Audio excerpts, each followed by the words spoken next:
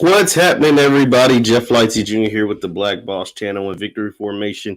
And we're here to talk about Kevin Durant because, oh my God, Kevin Durant is back and it's like he never left. It's like he's still the same Kevin Durant he always was. We'll talk more about it after the bumper.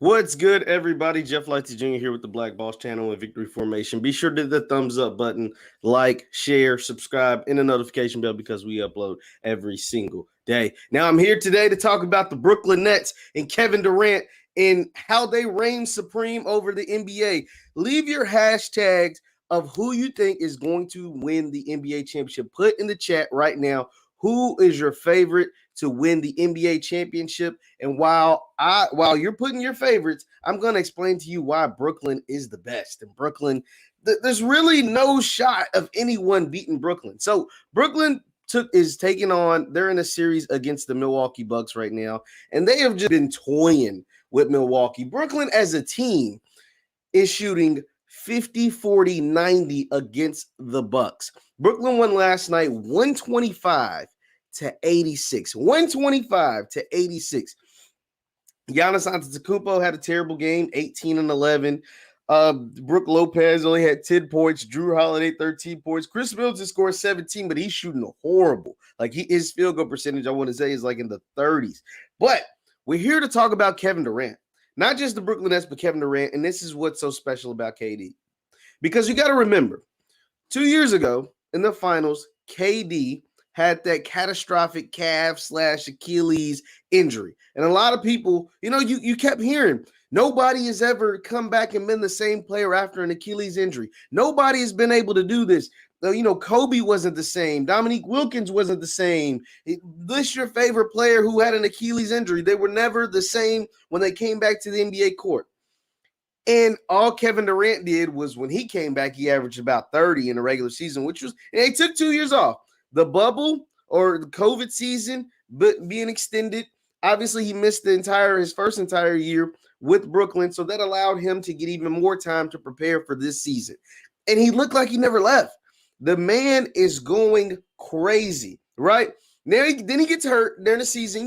Brooklyn was a weird team because even after they acquired James Harden, KD would miss some time. Then Kyrie Irving would miss some time. Then James Harden was missing time. Then James Harden, Kyrie was there, but KD wasn't. And then Kyrie and James Harden was there, and then James Harden and KD was there, and Kyrie wasn't for whatever reason. So they were a weird team to kind of evaluate, right? But now Kevin Durant is back, and he looks like he's never left. Last night, his game was just sensational. The man, he had 32, 4, and 6. He didn't even play the fourth quarter. He was crossing up dudes. He was shaking up Giannis. He was getting shots from wherever he wanted on the field. It didn't matter who they threw at him. They put their hands up, but it's like they're not even there because he's elevating and shooting over everybody. The man is just special, right? On the same show on Friday, I said Luka Doncic was the best player in the NBA. And I really do like Luka. I think Luka is special. I think Luka is going crazy. I think Luka is doing something that is special in the league.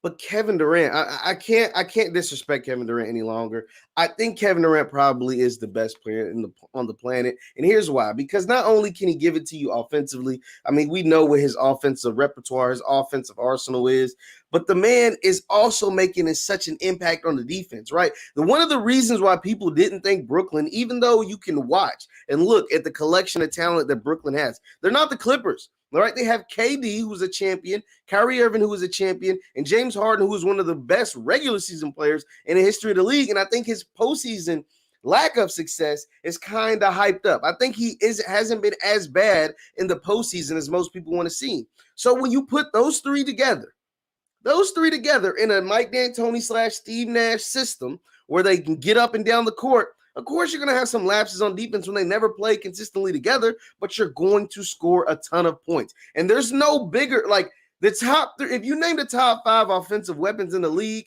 KD, Kyrie, and James Harden are going to be in that top 5, and they're all on one team. Luka will probably be another, and Steph Curry will probably round out the top 5. But out of the 5, 3 of them are on one team. And so it's super hard to beat a team that's built like that.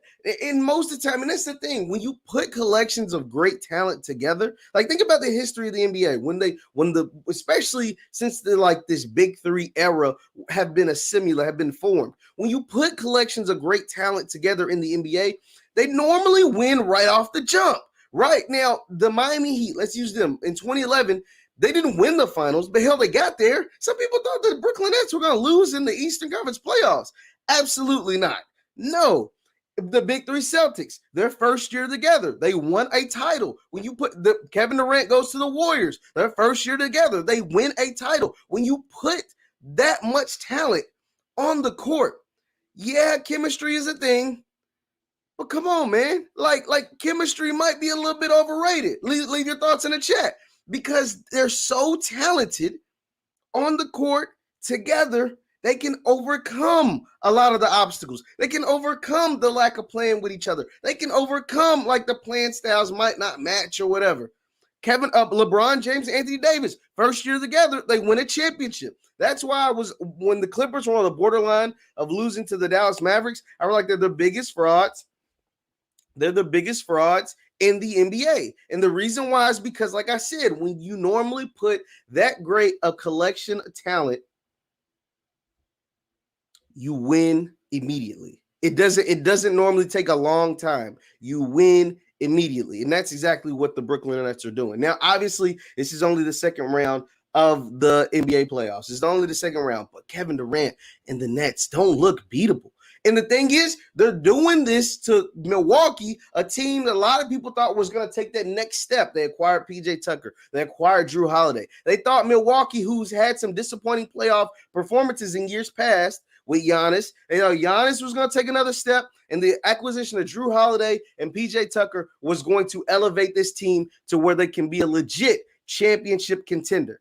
That doesn't look like the case. And what's so impressive about Brooklyn? What's so impressive about what Brooklyn's doing? What's so impressive about Brooklyn beating this team by 30-plus points in multiple games? Is they're doing it without James Harden. James Harden hasn't played. He got hurt within the first minute of game 1, didn't play at all in game 2, so he basically missed the first 2 games. And it was no sweat off the Brooklyn Nets back. No sweat off at all. No sweat off at all the Brooklyn Nets back. Because of why? Because of Mr. Kevin Durant. Because the man is just simply on a mission. Because the man is simply unguardable. Because the man just simply can do whatever in the world he wants on a basketball court. And I said Luka Doncic was the best player in the NBA last time I was on this broadcast. I'm always subject to change. I reevaluate the situation. Luka Doncic is still impressive. There's nobody, here's the thing. If there was like a fantasy draft, right? You had to draft everybody where they currently are in the league right now at this age, this stage of their career, whatever. I'm taking Luka number 1. I mean, I'm just making that clear because he's 22 years old. He's one of the greatest players at age 22 ever, right? LeBron's the best ever at 22, and then maybe Magic and Shaq. But right now in the NBA, Luka is a top 5 22-year-old in history of the league. And so that's why I would take him first if there was like a fantasy draft. But when we're talking about just the best player in the league right now, with what he's able to do on both sides of the court, on both the offense and the defensive side, there's nobody better than KD right now. I'm sorry. KD is just insane. Please hit the thumbs up button, like, share, subscribe. Kevin Durant is he's going crazy, and he's continuing to put the world on notice that, yeah, he's still Kevin Durant. Still DRE, he's still Kevin Durant. And no Achilles can stop him. Giannis can't stop him. Jrue Holiday, Chris Middleton. It doesn't matter who the Bucks throw at him. He's still KD. And even if he decides, hey, I'm going to take the night off or I'm not play as well as I probably should, he still got Kyrie Irving on his team. He still has a Joe Harris, who's the best percentage three-point shooter in the league. He still has an offensive system that caters. And no matter what, even if he's having an off game, when you need a big bucket, Kevin Durant can still get it. Now, Mr. Moore says that Kobe was the best at 22. And here's why Kobe wasn't the best at 22 years old. Well, first, if we're just taking, what you had done up until age 22 and then your age 22 season, Kobe was coming off the bench. Now, he did make 3 All-Star games by the time he's 22. That's pretty impressive. And he was a champion by the time he was 22 years old. So that's incredible. But LeBron James took that 07 Cavs team to the finals, right? LeBron James had come in second in MVP voting by the time he's 22 years old. LeBron James, his first year in the league, he was second team All NBA, or second year in the league, he was second team All NBA. So he was a top 10 basketball player as soon as he walked into the NBA. So by the time he was 22, like LeBron James was all world, like he was totally different. That's why I say he was the best 22-year-old. And then there's like Magic, who was a champion his rookie year and doing all that great stuff. And then there's Shaq, who was just unstoppable, right? As soon as he stepped on the court, he was averaging like 29 and 13 as like a second year or rookie or something like that. And then there's like Luka, right, who's doing what he's doing in the playoffs. And then Kobe, so there was a lot of great 22-year-olds. But that is why I say LeBron James is the best. The best 22-year-old. But anyway, I don't know everything about basketball, but I know a little bit about basketball history. But Kevin Durant, I just want to go back. And Kevin Durant was, I almost forgot. Kevin Durant at 22 was like insane too. He's in that top 10. So it's a great, like, really guys that were really young, really good. But I think it was like LeBron. I want to say Magic, Shaq, Kobe, then probably Luka, Kevin Durant. Some other ones that were in there. So yeah, that's where I'm going. But Kevin Durant and the Brooklyn Nets, I don't see a team in the East beating them. One, the only team I thought could have gave Brooklyn problems, it wasn't even the Bucks. It was actually the Philadelphia 76ers. But the Sixers are compromised because Joel Embiid, as great as he played in game 1 against the Hawks, even though they lost, he has a meniscus tear. He has a slight tear. Now, let's say it's slight, and he was able to play in game 1 and actually dominate in game 1, but he still has a slight meniscus tear that cannot get better without rest, right? Like, so even if you don't technically need surgery, which you probably will need surgery after the year because it's Joel Embiid, I'm sorry to say it, but, knock on wood, but some players are just injury prone. Anthony Davis is one, Joel Embiid's another. So if he has a slight meniscus tear and they can say, oh, you can play through it and you won't need surgery, chances are you're only making it worse by playing on it, and he probably will need surgery once the season is over. So with that being said, they're already down 0-1 and he just had a great game.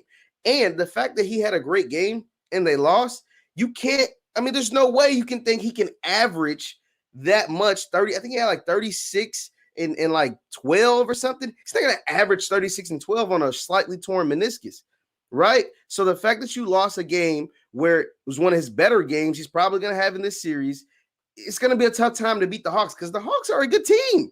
The Hawks have players at every level, and they have shooters at every level. That's the thing about the NBA. Once you have a team full of guys that can put the ball in the basket, they can score from distance, the Utah Jazz, the Brooklyn Nets, the Atlanta Hawks, the Phoenix Suns, you are going to have a tough time in a playoff series against them.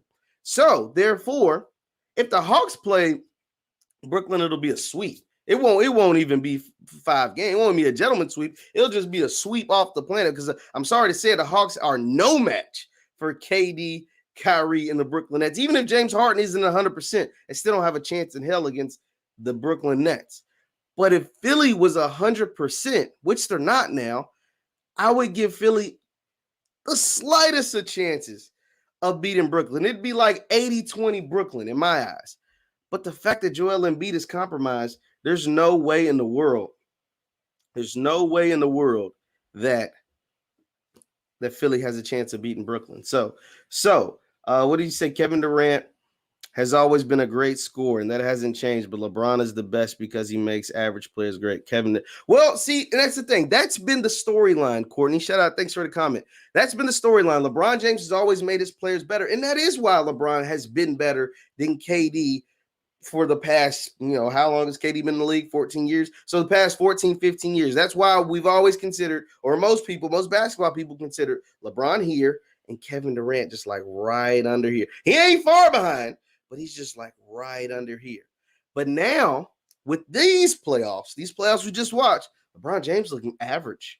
LeBron James averaged the lowest points of his career, and I think the lowest assist and rebound of his career in a playoff series, and they lost to the first round. LeBron James looked mortal. LeBron James looked beatable. LeBron James looked things that we've never seen him look for in the playoffs. So when that happens, you have to reevaluate. You can't just say all is well and is well because it's the same old, same old. No, you have to take in the new information. And the new information that we just watched was LeBron James looked average. LeBron James didn't look like LeBron James in the playoffs. And guess who's looking like Kevin Durant in the playoffs? Kevin Durant. And guess what? He's actually looking better in the playoffs. That's the thing about greatness and great players. Once the regular season is one thing, and that's why we knock Giannis so hard. But the regular season is one thing and one thing only. You can be a great, that's why we knock Giannis and James Harden and guys like that so hard, because you can be the best player in the planet in the regular season all you want, right? Like you can go out there and average. James Harden had seasons he averaged 35 a game. He had seasons where he averaged 28 and 12. He's done all this thing. He's scored in titles 6 times, like this crazy stuff. But when it came down, when it mattered the most in the playoffs, to a lot of people, he severely, not just a little bit, but severely underperformed. Giannis Antetokounmpo the same way. Giannis Antetokounmpo had like 2 of the highest PER, which is player efficiency ratings, seasons in the history of the league. I think he had the number 1 PER season a couple years ago when he won his first MVP. When he won his first MVP, it was like the highest PER rating ever, right? But when he got to the playoffs, they did this thing what they built a wall, and he's not the same player. Then the next year, which is the bubble year last year, the first year was Kawhi in Toronto, built the wall. Giannis didn't look like the same player. So then teams, you can't do that during the regular season because it's just too many games, 82, 72 games, just too much to really game plan and do that kind of stuff. But when you play the same team over a 7-game series, it's easier to game plan and build that wall and which players you want to do it. They did it 2 years ago with Kawhi in Toronto. They did it last year with Milwaukee and the Miami Heat. And this year, Brooklyn is doing the exact same thing. So I'm saying all that to say this. The regular season and the playoffs are really what separate the boys from the men. They separate the good players and the future Hall of Famers and really good all-star appearances and stuff to the legends, to the superstars, to the guys we remember forever, right? The legends, the Kobes, the Shaqs, the Magics, the LeBrons, the Jordans, the Larry Birds. They made their names in the playoffs. They made their names in the finals. They made their names on the biggest and brightest of stages.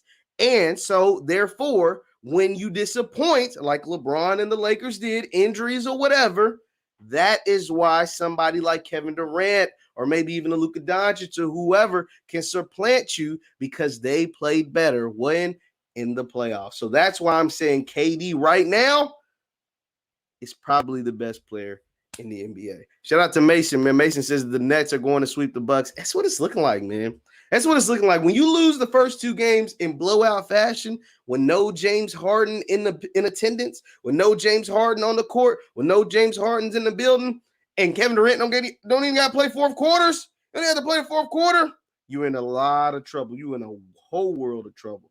LG Shoot Life says nobody in the East can handle the Nets.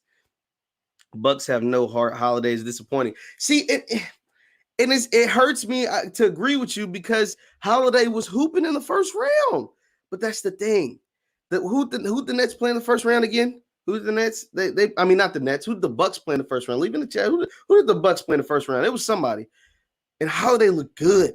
It was like, okay, this is the right acquisition. Okay, Holiday looks like he's gonna make some noise. And then you play, not to say their first round team wasn't a real team. They swept the Heat. That's who it was. Team that was in the finals last year. And the Heat was like all discombobulated this season from the jump. But anyway, they played the Heat and they beat the hell out of the Heat. And the Heat were a cute bubble story. The Heat were, to even fight and make the playoffs because they weren't in the playoffs for a long time. To fight and make the playoffs, they were a good story. This ain't the Heat. Kevin Durant ain't Jimmy Butler. He's a lot better. Kyrie Irving ain't Bam Adebayo. He's a lot better. James Harden is who they expected to play. He better than whoever the third person on the Cavs. He better than he better than Jimmy Butler, the first person on the Cavs. So this is a whole different ball game playing playing the Brooklyn Nets as opposed to playing the Miami Heat. It says Nate McMillan is out coaching there. Nate McMillan is doing a crazy good job, Ghost Life. Nate McMillan honestly has been the surprise of the playoffs, right? He's been a surprise in the NBA season because if you remember the last 4 years, Nate McMillan was the coach in the Indiana Pacers, and the Indiana Pacers were bounced out of the playoffs in the first round 4 straight years. So that's why they got rid of him. Well, Nate McMillan leaves Indiana and they have like a dumpster fire over there. I feel like it was like a situation where players wanted to fight the coach. Like it was horrible this season to be an Indiana Pacers fan. And they got good players, but they went to a dumpster fire. Lloyd Pierce is the head coach of the Hawks. They're horrible to start the season. They fire Lloyd. They put Nate in place of Lloyd. And not only do they start winning, they make the playoffs. They're a 5 seed. They win their first round playoff series. And now they won the first game of the series against the Sixers with Joel Embiid on the ropes. Like Joel Embiid is hurt. He got a slight tear in his meniscus that'll probably require surgery this offseason. The Hawks have a legit chance like a seriously legit chance of winning this playoff series. I hope the Philly a gentleman's sweep. I don't know if Philly will get gentleman swept. I mean, it's gonna be tough, man. It's gonna be tough. So yeah. Holiday left the game and he left his game in New Orleans. See, I wouldn't go that bad. I wouldn't go that far. I think Drew Holiday can still play. But we'll just have to see. So before I finish up on Kevin Durant, I just want to say, yeah, the man looks like he never got hurt. He looks like the Kevin Durant we've always known and loved. And that's the thing. So I was watching some stuff last night and this morning, and they were like, what else did you expect from Kevin Durant? Like, this is Kevin Durant. This is what he does. This is what he goes out and hoops. He does this. He's one of the best players to ever play the game. Yeah. And all of that is true. All of that is true. But you can't, like, folks just act like they forgot that when Kevin Durant ruptured his Achilles in that playoff series, folks said he would never be the same again. Like some folks really, I questioned it. I didn't know. Like I was just going off what some of the other folks were saying. Like this player did this, and this player was never the same, and this guy was never the same. And when you rupture your Achilles, you never have lateral movement like the same or whatever. And it's ironic because I actually tore my Achilles, right? Like I've had that exact same surgery. But the difference between me and Kevin Durant is Kevin Durant's a world-class athlete. Kevin Durant is one of the greatest basketball players in the world. So when I messed up my stuff, I was like, dang, maybe they right. Like my leg, it still feels weird a little bit, whatever. But after a few months, I felt pretty good. I can run. I can do this. I can do that now. But I'm not out there trying to guard, LeBron James and playing NBA playoffs and win championships. But this is Kevin Durant, y'all. This is the best training in the world. This is the best, making sure he's one of the most valuable assets to any company in the world. Think about this. Kevin Durant is an asset for the Brooklyn Nets. He's not only an asset for the Brooklyn Nets, he's an asset for the NBA. So he's one of the most valuable assets to any company in the world. Not to say the company wouldn't survive and thrive without him, but it's a lot better with him.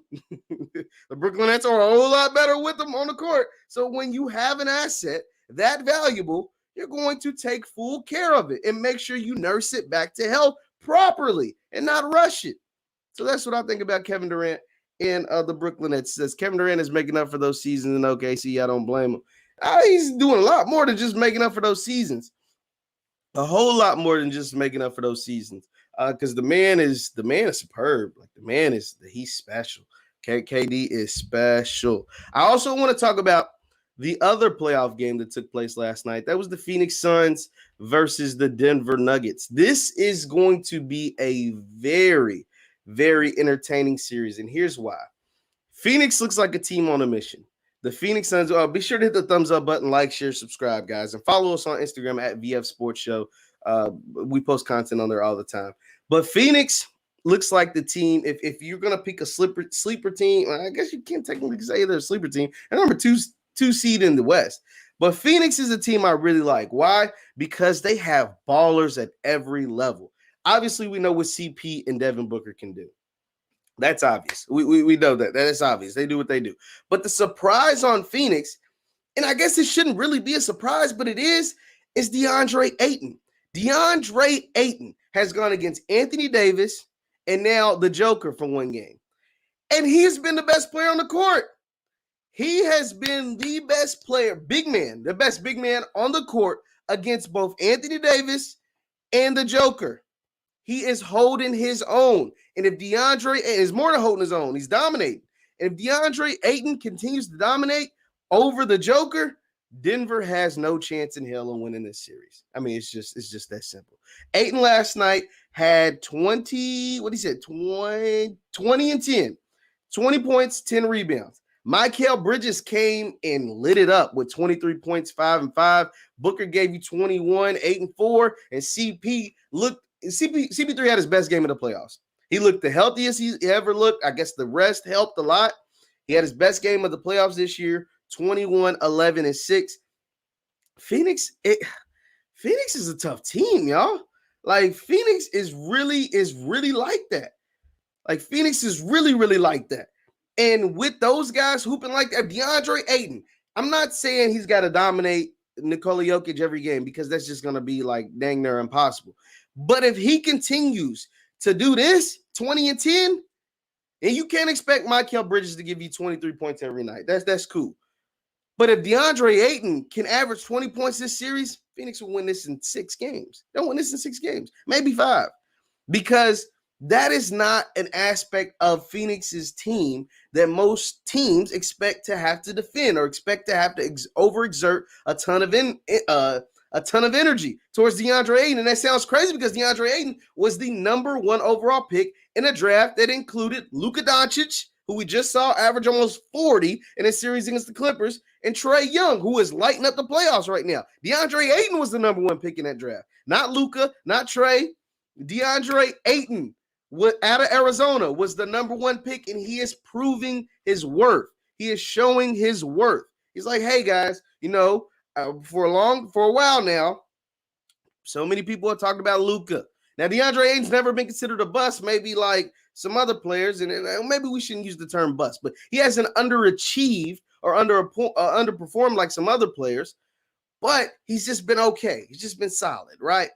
But now he's been better than solid. Now he's being an actual legit, really good NBA player. And somebody says, Monty Williams should have won Coach of the Year. Absolutely, Monty Williams should have won Coach of the Year. But you knew they were going to give it to Tibbs because Tibbs got the Knicks back in the playoffs. And what more does the NBA want than the Knicks in the playoffs? Probably the Knicks in the finals. That'd be the only thing better than the Knicks in the playoffs is the Knicks in the finals for the NBA. We're talking about New York City, Madison Square Garden, Manhattan. Even though as great as Brooklyn is, I'm getting sidetracked, but as great as Brooklyn is, all the collection of talent that Brooklyn has, the fact that Brooklyn will probably win the NBA title this year, the fact that Brooklyn are the favorites to win the NBA title, they are still 3-1, maybe 4-1 or 5-1 Knicks fans to Nets fans. Like, it's not even close in the city of New York. Knicks fans have been terrible for 20 years. And they are still overwhelmingly the most popular team in New York City. And not just the most popular team in New York City, the Knicks are the most valued franchise in the NBA. They're worth more than the Celtics, than the Lakers, than the Warriors. They're the most valuable franchise in the NBA, and they have been horrible up until this year for 20 years. That's how popular the New York Knicks are and how badly the NBA wanted them to be great this year. And they got a little taste of it, And maybe New York, the Knicks can get a free agent to come over to them and really make something shake. But anyway, back to the Phoenix Suns. The Phoenix Suns, I really think they are a dangerous team for anybody. Now, if they were to play Brooklyn, let's say in the finals, Brooklyn will beat them in 6 games. I really don't see anybody beating Brooklyn. But Phoenix will probably give them the best fight.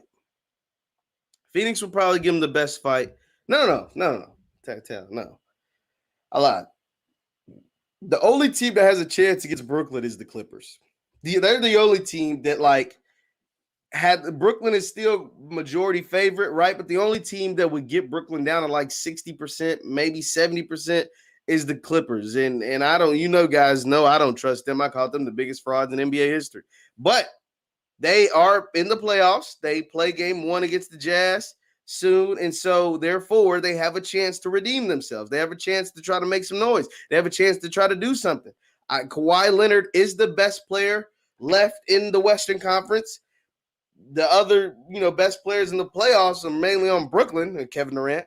But the only team that has a chance against Brooklyn, in my opinion, I could be totally wrong because I've been wrong before, is the Clippers. And it's because of Kawhi Leonard. It's because of the explosiveness that a combination of Kawhi Leonard and Paul George can do for you. Now, Paul George don't always show up. We know it. He's been playoff P, pandemic P. We've seen it before.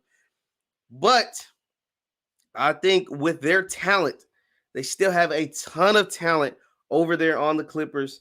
I still think they can really make things legit. They still can make things happen. That's what I said. Suns, LG Ghost Life. I said the Clippers. Yeah, I mean, the Clippers are the only team that has a chance against Brooklyn. But I really like what the Suns are doing. I like the young nucleus that they have formed. Now, the thing about the Suns, though, so we're still in the playoffs, and they still have a lot of basketball to play. But if we're looking forward, if we're fast forward to the offseason, this really quick on the Suns. If we're fast forwarding to the offseason, the rumors are that Chris Paul is going to decline his $44 million player option in hopes of getting a 3-year, $100 million contract extension. And that, as much as I love me some Chris Paul, I've said I picked Chris Paul of Steph Curry before. I stand on that. As much as I love me some Chris Paul, at age 36, that makes my stomach hurt. Giving Chris Paul a 3-year, $100 million contract extension literally makes my stomach hurt, because that's one thing about Chris Paul. We know he's going to do. He's going to make your team better. He's going to be a great leader. He's going to instill confidence in players that they maybe never had before. But there's a fourth thing that's also going to happen. He's going to get hurt. And at age 37, 38, 39, he's going to get hurt. His injuries don't get better with age and attrition. They get worse. And giving Chris Paul 3 years, $100 million, I hope he gets it. I hope he gets it. Now, don't get me wrong. I'm always pro player. Get your bread, get the bag if you can get it. But to know he could get if giving him $36 million or $100 million at age 36, ooh, that makes my stomach hurt. That makes my stomach hurt if I'm a Phoenix Suns fan, because we know we're going to win a ton of games in the regular season. As long as CP3 stays hurt, we have a chance of even winning championship. But that's a big if, because every year he seems to get hurt. And I, knock on wood, I don't wish that on nobody, especially not on my man CP3. But $100 million for a 36-year-old 6-foot point guard, $100 million 3 years, fully guaranteed for a 6-foot point guard, they be getting hurt in the playoffs. That's a tall task, guys. That's a tough ask for an organization. Now, Phoenix goes out, beats Denver, advances the Western Conference Finals, beats the Clippers of the Utah Jazz, and advances the NBA Finals. Back up the Brinks truck. He's cashing checks. CP3 is going to get it. He's going to, no matter what happens. If that happens, if Phoenix makes it to the finals, beating a Clippers team or a Jazz team, and beating this Denver Nuggets team with the eventual MVP of the league, yeah, boy. Beep, beep. You can back up the Brinks truck over to State Farm headquarters, because CP3, both Chris Paul, Cliff Paul, Jake Paul, all these Pauls, they all gonna get a bag, because the Phoenix Suns have not experienced this much success in over a decade. And so he's going to command that much money. Even if they don't make it that far, the fact they made it this far, number 2 seed, dethroning the defending champs in the first round, probably going to get a bag anyway. But 36 years old, over $30 million a year. We're talking about over $33 million a year. I don't know, man. It's a lot of guaranteed money to a guy who's kind of injury prone and who's 36 years old. He's a great leader, a great player, future Hall of Fame, first ballot Hall of Famer, 10-time All-Star. But, man, he ain't no spring chicken. He is not no spring chicken, and he's only 6 foot. I guess we'll just have to see how far the Suns go and whether they're going to be willing to, give him that contract extension. 3 years, over $33 million a year, $100 million contract in total value. It's a lot of money. That is a whole lot of money. But, and I get what Kermit's saying. You're right, Kermit. They taking a chance to get a ring. It's worth it. I mean, yeah. I mean, and that's the thing. It's like, which one do you weigh more? Do you think having that salary cap flexibility is worth more and potentially harming your team? That's why the team's going down, or elevating your team, but taking a chance that CP3 gets hurt and you actually don't. You actually in cap hell because Booker's on a $100 million contract. DeAndre Ayton's contract's coming up. Mikal Bridges is going to end up having to get paid. Being salary cap hell, but potentially being a championship contender. So those are the pros and cons you got to weigh out when you thinking about signing a 36-year-old veteran point guard like Chris Paul to a $100 million contract. Yeah, I mean it's something they got to think about, but we'll see. I'm really tuned into these playoffs, guys. It's been a great playoff series. Today, the Clippers start their series against the Jazz. The Jazz were the number one team in the NBA, not just the number one team in the Western Conference. They were the number one team in the NBA. I'm greatly interested to see what my guy out of the University of Louisville, Donovan Mitchell, is able to do against that Clippers defense. Remember, the Clippers defense gave up almost 40 a night to Luka. Can Donovan or should Donovan have to do the same? Because we know Luka didn't have too much help. Donovan's got the best shooting team in the league. He's got the sixth man of the year, Jordan Clarkson. He's got a guy like Joe Ingles, Mike Conley. The list goes on and on. So let's see what the Jazz are able to do. Thank you guys for tuning in. Once again, I'm Jeff Lightsy Jr. with the Black Boss Channel and Victory Formation Sports. Be sure to follow us on Instagram at VF Sports Show because we post content on there all the time.